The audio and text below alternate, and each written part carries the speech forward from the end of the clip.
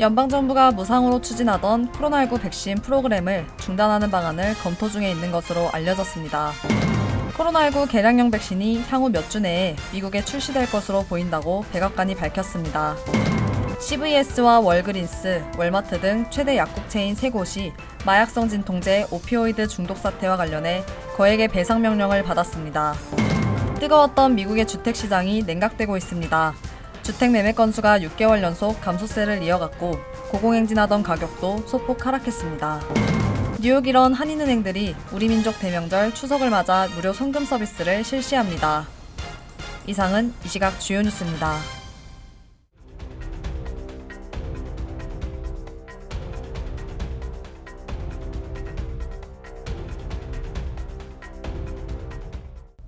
시청자 여러분 안녕하십니까? KBN 뉴스입니다. 연방정부가 무상으로 추진하던 코로나19 백신 프로그램을 중단하는 방안을 검토 중에 있는 것으로 알려졌습니다. 팬데믹이 3년차로 접어들면서 재정이 고갈되자 연방정부는 비용 부담을 개인으로 전환한다는 방침입니다. 월스트리트저널은 오늘 바이든 행정부가 코로나19 예방접종 및 치료 비용을 지불하는 프로그램을 폐지하는 방안을 추진하고 있다고 보도했습니다.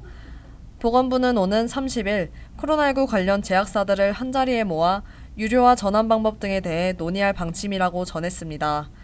월스트리트저널은 도널드 트럼프 전 대통령과 바이든 행정부 모두 코로나19 백신과 치료 비용을 개인이 부담하는 장기적 방향을 고수해왔다면서 팬데믹 대응을 위한 자금이 고갈되는 상황에서 연방정부는 비용 부담을 개인으로 전환하고자 한다고 전했습니다.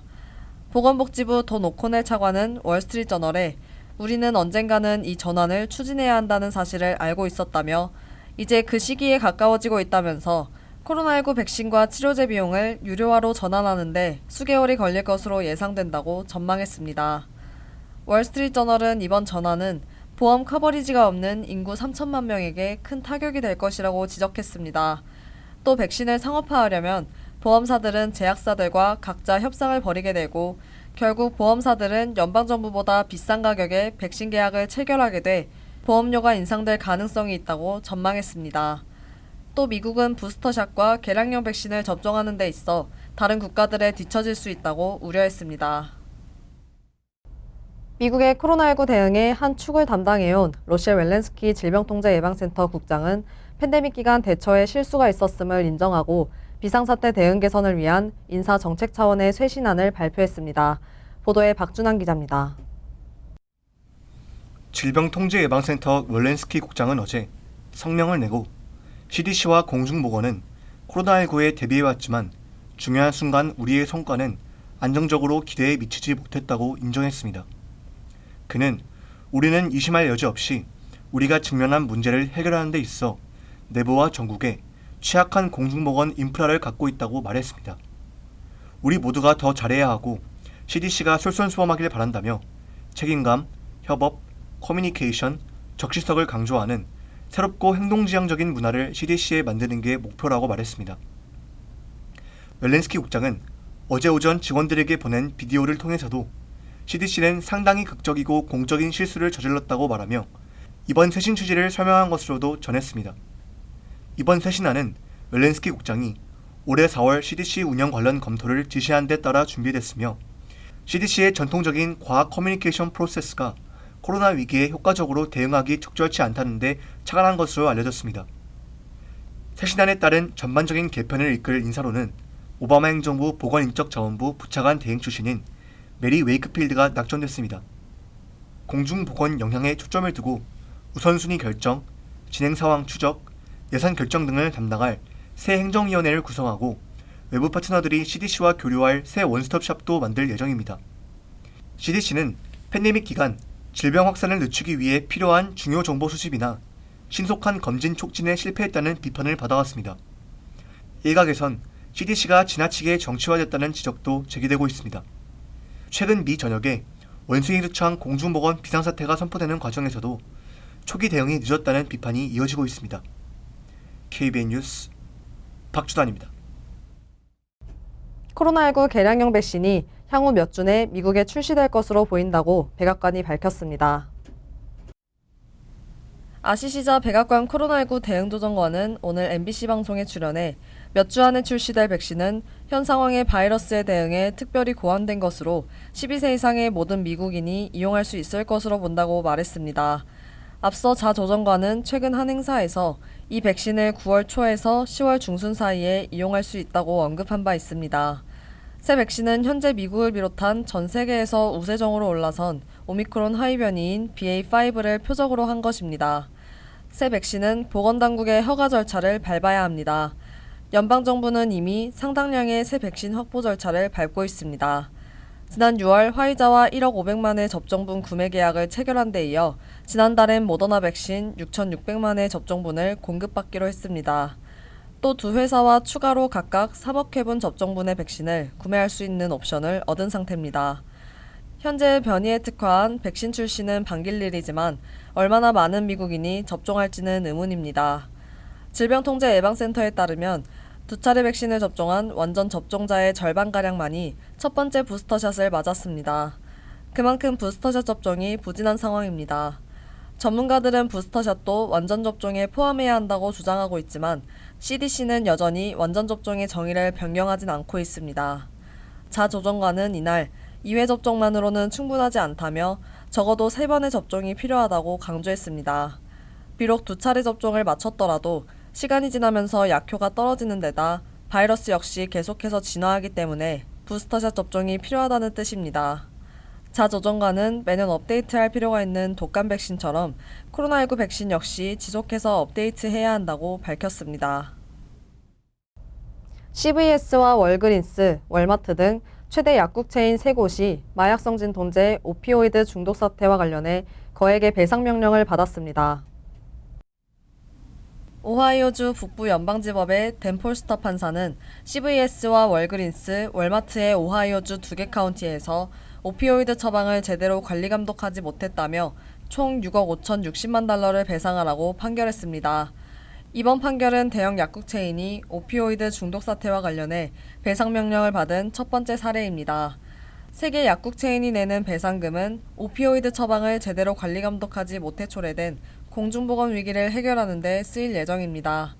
앞서 지난해 11월 배심원단은 이들 3사가 오하이오주 레이크 카운티와 트럼블 카운티에서 오피오이드 중독 사태를 초래하는 데 일조했다고 판결했습니다. 이들 카운티는 약국 체인들이 불법 오피오이드 처방을 적발하기 위한 감시 시스템을 구축해야 한다는 법적 의무를 지키지 않았다며 소송을 제기했습니다. 마약성 진통제인 오피오이드는 대개는 통증 완화를 위해 복용을 시작하지만 중독성이 강해 관리가 중요합니다. 미국 내에서 오피오이드 전염병이라 부를 정도로 확산세가 빨라 2017년 트럼프 전 대통령이 국가 공중보건 비상사태를 선포하기도 했습니다. 미국에서는 오피오이드 사태로 20여 년간 50만 명 이상의 중독자가 사망한 것으로 추정됩니다. 전국적으로 제약사와 유통사, 약국 등을 상대로 오피오이드 문제에 관해 제기된 소송만 3,000건을 넘어서고 있습니다. CVS 등 약국 체인은 법원의 결정에 동의할 수 없다며 항소할 계획이라고 밝혔습니다. 중간선거가 석 달 앞으로 다가온 가운데 지지부진하던 바이든 대통령의 지지율이 3%포인트 깜짝 상승해 40%대를 회복했습니다. 최근 기후변화 대응과 의료보장 확대, 부자 증세 등을 한데 모은 이른바 인플레이션 감축법을 통과시킨 입법 성과가 주요했던 것으로 분석됩니다. 박준환 기자가 보도합니다. 정치 전문 매체 더 힐에 따르면 어제 발표된 폴리티코 모닝 여론조사 결과 응답자의 42%가 바이든 대통령의 국정 운영에 찬성한다고 밝혔습니다. 지난주 발표된 같은 여론조사에서는 39%에 그쳤던 지지율이 일주일 사이 반등한 것입니다. 바이든 대통령의 직무 수행에 반대한다는 응답은 59%에서 56%로 줄었습니다. 나라가 올바른 방향으로 가고 있다는 응답은 25%에서 30%로 늘어났습니다. 이번 결과는 오는 11월 중간선거를 석 달 앞두고 나온 것이라 민주당에는 낭보가 아닐 수 없습니다. 선거에 앞서 나오는 대통령 지지율은 당의 성적을 예측하는 주요 지표로 여겨집니다. 바이든 대통령은 작년 1월 취임 후 첫 여론조사에서 63%의 높은 국정 지지율로 출범했지만 코로나19 재유행과 아프가니스탄 철군 혼란, 러시아의 우크라이나 침공, 치솟는 유가와 인플레이션 등 일단 악재로 하락세를 보여왔습니다. 지난 6월 초 30%대까지 곤두박질을 친 뒤 지지부진했던 지지율이 2달 만에 반등한 데에는 최근 이뤄진 인플레이션 감축법 입법 성과가 반영된 것으로 풀이됩니다. 한편 올해 중간선거는 오는 11월 8일 실시됩니다. 연방하원 435석과 상원 100석 중 34석을 뽑고 39개 주 및 미국령 지방선거도 함께 실시합니다. 대통령 임기 중간을 평가하는 시험대란 의미에서 중간선거로 불리고 있습니다. KBN 뉴스 박주단입니다. 미국 천연가스 가격이 폭염으로 인한 냉방 수요와 유럽 수출 증가로 인해 14년 만에 최고 수준으로 치솟았습니다. CNN 비즈니스에 따르면 미국 천연가스 근월물 선물 가격은 전날 100만 BTU당 9.329달러로 2008년 8월 이후 최고가를 기록했습니다. 이 가격은 어제 9.164달러로 소폭 하락했지만 지난 6월 말에 비하면 70% 정도 높은 수준입니다. 특히 코로나19로 봉쇄 조치가 내려졌던 2020년 6월에 1.48달러대와 비교하면 무려 약 525%나 뛰어오른 상태입니다. CNN 비즈니스는 미국 대부분 지역을 휩쓴 폭염으로 냉방 수요가 급증하면서 발전용 천연가스 수요도 크게 늘어 가뜩이나 적은 상태였던 천연가스 재고가 더욱 줄어들고 있다고 전했습니다. 여기에 러시아가 천연가스를 무기화해 공급량을 줄이면서 어려움을 겪는 유럽에 대한 미국산 액화 천연가스 수출량이 늘어난 것도 천연가스 가격 상승의 한 원인이라고 설명했습니다. 전문가들은 천연가스가 이제는 전 세계적인 에너지원이 되고 있으며 액화 천연가스의 중요성도 커지고 있다면서 늘어난 수요만큼 공급이 늘어나지 않고 있는 것이 문제라고 밝혔습니다. 뜨거웠던 미국의 주택시장이 냉각되고 있습니다. 주택매매 건수가 6개월 연속 감소세를 이어갔고 고공행진하던 가격도 소폭 하락했습니다. 박준환 기자의 보도입니다. 부동산 중개인협회는 7월 기존 주택 매매 건수가 전월보다 5.9% 감소한 481만 건으로 집계됐다고 오늘 밝혔습니다. 부동산 시장이 뜨거웠던 지난해 7월과 비교하면 20.2% 급감한 것으로 블룸버그 통신이 집계한 전문가 전망치 486만 건도 하회했습니다. 지난달 매매 건수는 코로나19 사태 직후 주택시장이 일시적으로 무너졌던 2020년 5월을 제외하면 지난 2015년 11월 이후 최저치입니다. 이로써 미국의 주택 매매 건수는 6개월 연속 감소세를 이어갔습니다. 지난달 매매 건수는 올해 1월과 비교하면 26% 줄어들어 6개월 단위로는 지난 1999년 이후 가장 큰 감소폭을 기록했습니다.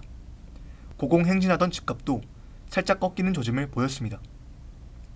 중개인협회에 따르면 7월 기존 주택 중위가격은 40만 3,800달러로 역대 최고가였던 6월 41만 3,800달러에서 $10,000 내려갔습니다. 지난해 7월보다는 10.8% 올랐지만 2020년 7월 이후 최소폭 상승입니다. 지난달 매물로 나온 기존 주택 재고는 131만 건으로 전월보다 4.8% 증가했으나 1년 전과는 비슷한 수준입니다. 뉴욕의 주택 매매 시장도 진정세를 보이고 있습니다. 부동산 정보업체 스트리트이지가 어제 발표한 보고서에 따르면 7월 뉴욕시 5개 보로의 주택 매매호가 중간값은 99만 달러로 6월 99만 8천 달러 대비 0.8% 하락했습니다.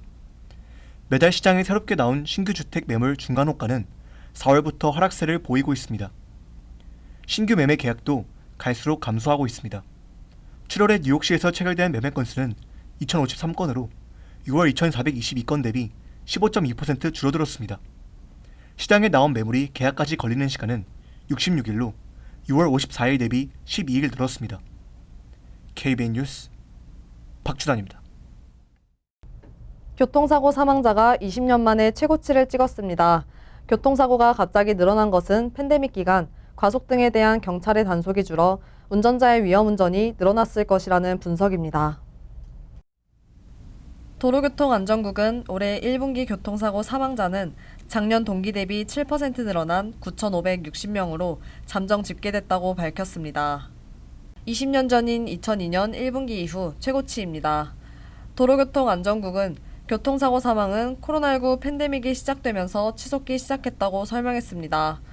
지난해 연간 사망자는 전년 대비 10.5% 불어난 42,915명에 달해 2005년 이후 최고치를 보였습니다. 코로나19 팬데믹 기간 도로가 상대적으로 덜 붐비면서 일부 운전자가 경찰 단속이 느슨해질 것으로 여기고 위험한 운전 습관을 키웠을 것으로 전문가들은 분석했습니다.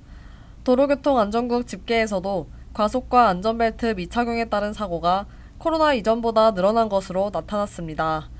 또 지난해 보행자 사망은 13% 증가한 7,342명에 달해 1981년 이후 최고치를 보였고, 자전거를 타고 가다 숨진 사람도 5% 늘어난 985명으로 1980년 이후 가장 많았습니다. 도로교통안전국 스티븐 클리프 국장은 사고 통계 수치는 여전히 잘못된 방향으로 가고 있다면서 모든 주가 교통안전을 위해 단호해져야 할 때라고 말했습니다. 음주운전 반대단체인 MADD는 이날 성명을 내고 길에서 일어나는 살인행위를 멈출 노력이 부족하다며 정부 대책을 촉구했습니다. 뉴욕 일원 한인은행들이 우리민족 대명절 추석을 맞아 무료 송금 서비스를 실시합니다. 뉴 밀레니엄 뱅크는 9월 1일부터 9일까지 총 9일간 추석맞이 무료 송금 서비스를 실시한다고 밝혔습니다.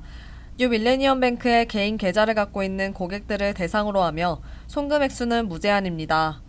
무료 송금 서비스 대상 국가는 한국과 중국, 베트남, 인도, 싱가포르 등이며 하루 1회에 한해서만 무료 송금 서비스를 받을 수 있습니다. 노아은행은 8월 29일부터 9월 9일까지 전 지점에서 특별 무료 송금 행사를 실시합니다. 이 기간 중 개인 계좌에서 개인 계좌로 보내는 송금에 대해 수수료를 전액 면제합니다. 무료 송금 행사는 보내는 금액과 대상 국가에 제한이 없으며 뉴욕과 뉴저지 5개 지점과 펜실베니아 지점에서 이용이 가능합니다. 뱅크 오브 오프는 9월 2일부터 9일까지 한국과 중국, 대만, 홍콩, 베트남 등 5개국을 대상으로 무료 송금 서비스를 진행하며 PCB뱅크는 한국과 중국을 대상으로 하고 기간은 9월 2일부터 9일까지 진행합니다. 간추린 소식입니다. 노동부는 지난주 신규 실업수당 청구 건수가 25만 건으로 집계됐다고 오늘 밝혔습니다. 전주보다 2,000건 줄어들어 최근 3주 만에 첫 감소를 기록했습니다. 블룸버그 통신이 집계한 전문가 전망치 26만 4천 건을 크게 하회한 결과입니다. 최소 2주 이상 실업수당을 신청하는 계속 실업수당 청구는 144만 건으로 직전주보다 7천 건 증가했으며 4주 평균 일주일간 실업수당 청구 건수는 24만 6,750건으로 소폭 감소했습니다. 재미한국학교협의회가 이사회에서 신임 이사장의 박종건 이사를 선출했습니다. 박 신임 이사장은 현재 뉴욕 한국학교 교장으로 재임 중이며 2015년부터 2017년 16대 재미한국학교협의회 동북부 협의회장을 역임한 바 있습니다. 박 신임 이사장은 신명나는 이사회를 기치로 각 지역을 대표하는 이사들과 활기찬 토론을 통해 협의회의 건설적인 미래를 설계해 나가겠다고 밝혔습니다. 박 신임 이사장의 임기는 9월부터 2025년 8월까지 3년입니다. 재미한인과학기술자협회와 한국과학기술단체 총연합회, 한미과학기술협력센터가 공동 주관하는 제35회 한미과학기술학술대회가 오늘부터 3일 동안 진행됩니다. 워싱턴 DC에서 열리는 이번 행사는 팬데믹 이후의 과학과 기술의 역할을 주제로 진행되며 약 1,000명의 한미 양국 과학기술자가 참석해 첨단 과학기술 연구에 대한 학술 토론과 정보 교환을 통해 과학기술의 세계화에 기여하고 인적 네트워크 향상을 도모합니다. 뉴저지주가 의료와 정보기술, 청정에너지 분야 전문 인력 양상을 위한 페이 포워드 프로그램을 실시합니다. 주정부 예산 750만 달러, 민간 기업 기부 500만 달러 등 총 1,250만 달러의 기금으로 운영되는 이 프로그램은 허드슨 카운티 커뮤니티 칼리지의 2년제 준학사 간호학 프로그램, 뉴저지 공대에서 10개월간 온라인으로 진행되는 사이버 보안 교육 프로그램, 캠든 카운티 칼리지에서 냉난방과 용접 코스 중 한 곳에서 자격증이나 학위 프로그램에 등록한 학생이 대상입니다. 학생들은 무이자 대출을 통해 학비 부담 없이 학교를 다닌 뒤 졸업하고 취업한 후부터 대출금을 상환하게 되며 연소득이 5만 5천 달러 이하인 경우 상환 의무가 면제됩니다. 환율과 증권 소식입니다.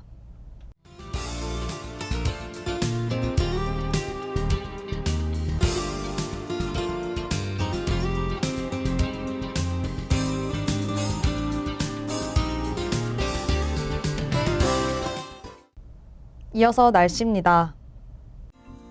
금요일은 화창하겠습니다.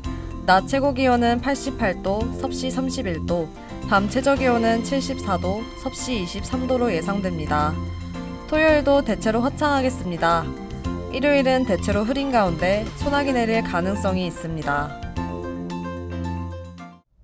이상으로 KBN 뉴스를 마칩니다. KBN과 함께 즐거운 저녁 되시기 바랍니다.